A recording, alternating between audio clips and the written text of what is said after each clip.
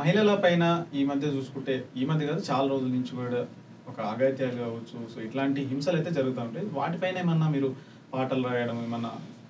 అదే నేను ఫస్ట్ రాసిన పాట అని చెప్పిన, మహిళా దుందాం చెయ్యరావా నీ హక్కుల దండోరలేయలేవా, మహిళా దుందాం చెయ్యరావా నీ హక్కుల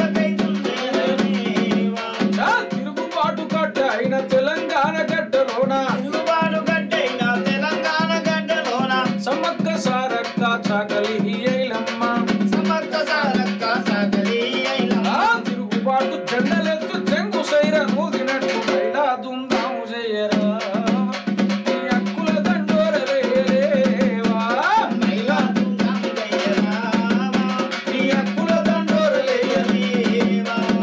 ఏమ ముసుగు కప్పుకొని మాయ మాటలు చెప్పి తడిగుడ్డత మన గొంతులు కోసుకుంటా పోతుంటే కోరికలు తీరినాక నిలివెత్తు ప్రాణాలను నట్టనడి బజారులో గాలిలోన గలుపుతుంటే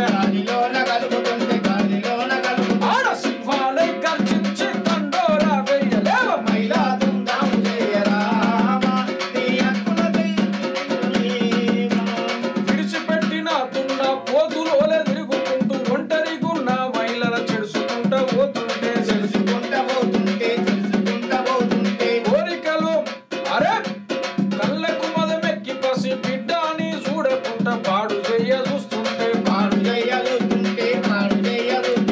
బంధించిన పిల్లి మెడ కాయ ఒరికి సంపినట్టు మహిళా దుందాం చెయ్యరావా నీ హక్కుల దండోరలేయలేవా, మహిళా దుందాం చెయ్యరావా ఒక యుగాలను తరిమి వేయలేవు. ఈ కామాంధుల భాగోతం పట్ట బయలు చెయ్యనికి,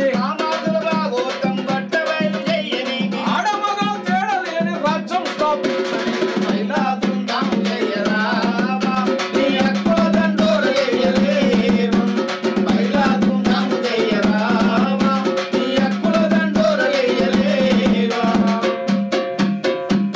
ఈ మహిళా అఘాయిత్యాలపై 2013లో రాసిన పాట. ఓకే.